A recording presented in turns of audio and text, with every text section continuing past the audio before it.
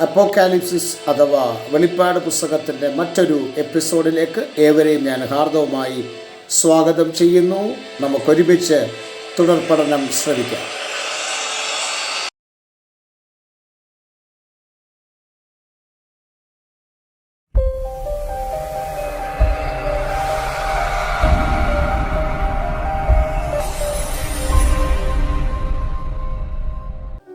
Praise the Lord. വളരെ അനുഗ്രഹിക്കപ്പെട്ട ഈ നല്ല പ്രഭാതത്തിനായി ദൈവത്തെ സ്തുതിക്കുന്നു, വാഴ്ത്തുന്നു. ഒരു നല്ല പ്രഭാതവും കൂടെ ദൈവം നമുക്ക് അനുവദനീയമായി തന്നല്ലോ. ദൈവത്തിൻ്റെ കരത്തിൽ ഈ പ്രഭാതത്തിൽ നമ്മളെ സമർപ്പിച്ച് പ്രാർത്ഥനയോടെ ഈ പ്രഭാത ചിന്തയിലേക്ക് നമുക്ക് പ്രവേശിക്കാം. ആകയാൽ നിങ്ങളെ ഏവരെയും ഈ പ്രഭാത ഡിവോഷനിലേക്ക് ഞാൻ ഹാർദവമായി സ്വാഗതം ചെയ്യുന്നു. ദൈവം നമ്മെ എല്ലാവരെയും അനുഗ്രഹിക്കുമാറാകട്ടെ. ഇന്നത്തെ പ്രഭാതത്തിൽ നമ്മൾ വെളിപ്പാട് പുസ്തകം 6-ാം അധ്യായത്തെ ആണ് വിചിന്തനം ചെയ്യുവാനായിട്ട് ആഗ്രഹിക്കുന്നത്. 6-ാം അധ്യായം എന്ന് പറയുന്നത് മുദ്ര ഭേദകത്തിൻ്റെ അഥവാ മുദ്ര പൊട്ടിക്കുന്നതിൻ്റെ വെളിപ്പാടാണ്. അപ്പോൾ ഓരോ അധ്യായത്തിൻ്റെയും അധ്യായ വിവരണങ്ങൾ ഞാൻ പറയുമ്പോൾ തന്നെ അതിൻ്റെ അകത്ത് പ്രധാനപ്പെട്ട ഉള്ളടക്കം പറയുന്നുണ്ട്. അപ്പോൾ കഴിഞ്ഞ അധ്യായം 5-ാം അധ്യായം മുദ്രയിടപ്പെട്ട ഗ്രന്ഥത്തിൻ്റെ വെളിപ്പാടായിരുന്നുവെങ്കിൽ 6-ാം അധ്യായം മുദ്ര ഭേദകത്തിൻ്റെ വെളിപ്പാടാണ്. ഇവിടെ ഈ 6-ാം അധ്യായത്തിൽ ദൈവത്തിൻ്റെ ന്യായവിധികളെ നമുക്ക് 3 ഘടകങ്ങളായിട്ട് തിരിച്ച് പഠിക്കുവാൻ കഴിയും. ആ 3 ഘടകങ്ങളെയും 7 ഭാഗങ്ങളായി നമുക്ക് ഇങ്ങനെ വിചിന്തനം ചെയ്യാൻ പറ്റും. അതിൽ ഒന്ന് 7 കാഹളങ്ങൾ, 7 ക്രോധ കലശങ്ങൾ. അതിൽ 1-ാം ഭാഗമായ 7 മുദ്രകളിൽ ആദ്യത്തെ മുദ്ര പൊട്ടിക്കുന്ന കുഞ്ഞാടിനെ 6-ാമത്തെ അധ്യായത്തിൽ നമുക്ക് കാണുവാൻ കഴിയുന്നുണ്ട്. കഴിഞ്ഞ അധ്യായത്തിൽ നാം കണ്ടത് പുസ്തകം വാങ്ങുവാനും അത് തുറപ്പാനും യോഗ്യനാർ എന്ന് ചോദിക്കുന്ന ചോദ്യമായിരുന്നു. എന്നാൽ പുസ്തകം തുറപ്പാനും അതിൻ്റെ മുദ്രകളെ പൊട്ടിക്കുവാനും കഴിവുള്ള ഒരുവനുണ്ട് എന്ന് ആ അധ്യായത്തിൽ തന്നെ നമുക്ക് മനസ്സിലാക്കുവാനായിട്ട് കഴിയും. അപ്പോൾ ഈ 3 ഘടകങ്ങളായിട്ടുള്ള 7 മുദ്രകൾ, 7 കാഹളങ്ങൾ, 7 ക്രോധ കലശങ്ങൾ, ഇങ്ങനെയാണ് ഇവയെ 3 ഭാഗങ്ങളായിട്ട് നമുക്ക് തിരിച്ച് പഠിക്കുവാൻ കഴിയുന്നത്. അതിൽ 1-ാമത്തെ ഭാഗം എന്ന് പറയുന്നത് 7 മുദ്രകളാണ്. 7 മുദ്രകൾ. ഈ 7 മുദ്രകൾ ഓരോ മുദ്രയും പൊട്ടിക്കുമ്പോൾ വ്യത്യസ്തമായ അനുഭവങ്ങളാണ് ഈ ഭൂമിയിൽ ഉണ്ടാകുന്നത്.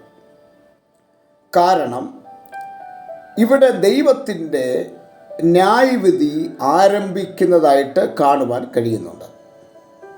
അപ്പം ദൈവത്തിൻ്റെ ന്യായവിധിയുടെ ആരംഭം എങ്ങനെയാണ്? ദൈവത്തിൻ്റെ ന്യായവിധിയുടെ ആരംഭം മുദ്രകളെ പൊട്ടിച്ചുകൊണ്ട് ദൈവത്തിൻ്റെ ന്യായവിധിയുടെ അല്ലെങ്കിൽ ദൈവത്തിൻ്റെ ക്രോധ പകർച്ചയുടെ ഒരു അനുഭവം ഭൂമിയിലേക്ക് ചൊരിയുന്നതായിട്ട് നമുക്ക് ഈ അധ്യായത്തിൽ കാണുവാൻ കഴിയും.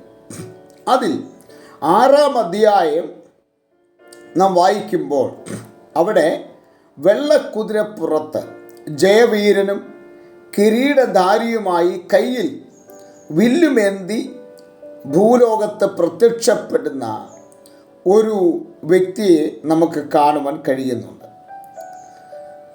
പലരും ഇവിടെ ഇതിന് തെറ്റായ വ്യാഖ്യാനം നൽകുന്നുണ്ട്. ഈ വെള്ളക്കുതിരപ്പുറത്ത് കടന്നു വരുന്നത് കർത്താവായ യേശുക്രിസ്തുവാണ് എന്ന് പഠിപ്പിക്കുന്ന ധാരാളം വ്യക്തികളുണ്ട്. എന്നാൽ ഈ പുസ്തകം വായിക്കുന്ന ഏതൊരു വ്യക്തിക്കും മനസ്സിലാക്കുവാൻ കഴിയുന്ന ഒന്നാണ്, ഇത് യേശു ക്രിസ്തു അല്ല. ഈ വെള്ളക്കുതിരപ്പുറത്ത് ജയവീരനും കിരീടധാരിയുമായി കയ്യിൽ വില്ലുമേന്തി ലോകത്ത് പ്രത്യക്ഷപ്പെടുന്ന ഒരു വ്യക്തി ആരാണ്? അത് മറ്റാരുമല്ല, എതിർ ക്രിസ്തുവാണ്. സാധാരണ ആൾക്കാർ പറയുന്നത് അന്തിക്രിസ്തു അല്ല, അങ്ങനെ ഒരു പദം വേദപുസ്തകത്തിൻ്റെ അകത്തില്ല. എതിർ ക്രിസ്തുവാണ്, ആൻറ്റി ക്രൈസ്റ്റ് എന്ന് പറയും. എതിർ ക്രിസ്തു, അതായത് ക്രിസ്തുവിന് എതിരായി നിൽക്കുന്ന വ്യക്തിത്വയാണ് ആൻറ്റി ക്രൈസ്റ്റ് അഥവാ എതിർ ക്രിസ്തു എന്ന് പറയുന്നത്. അപ്പോൾ ഈ എതിർ ക്രിസ്തുവിൻ്റെ രംഗപ്രവേശനമാണ് ഇവിടെ നമുക്ക് കാണുവാൻ കഴിയുന്നത്. എന്തൊക്കെയാണ് അവൻ്റെ കയ്യിലുള്ളത്? ഒന്ന്, അവൻ വില്ല് അവൻ്റെ കയ്യിലുണ്ട്. ഇനി അവൻ എങ്ങനെയുള്ള കുതിരപ്പുറത്താണ് കടന്നു വരുന്നത്? വെള്ള കുതിരപ്പുറത്താണ്. നമുക്കറിയാം, വെള്ള സമാധാനത്തെയാണ് പ്രതിനിധാനം ചെയ്യുന്നത്.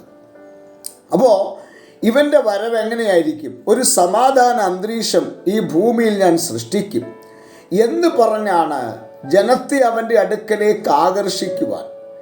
അങ്ങനെ ജനത്തെ അവൻ്റെ അടുക്കലേക്ക് ആകർഷിക്കുവാനുള്ള എല്ലാ തന്ത്രങ്ങളും മെനഞ്ഞാണ് ഈ വ്യക്തി, ഈ എതിർ ക്രിസ്തു ഈ ഭൂമിയിലേക്ക് രംഗപ്രവേശനം ചെയ്യുന്നത്.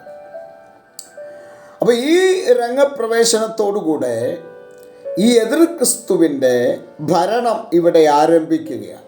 നമുക്കറിയാം, 7 വർഷത്തെ ഭരണ കാലഘട്ടമാണ് ഈ എതിർ ക്രിസ്തുവിൻ്റെ ഈ ഭൂമിയിലെ ഭരണ കാലഘട്ടം എന്ന് പറയുന്നത്.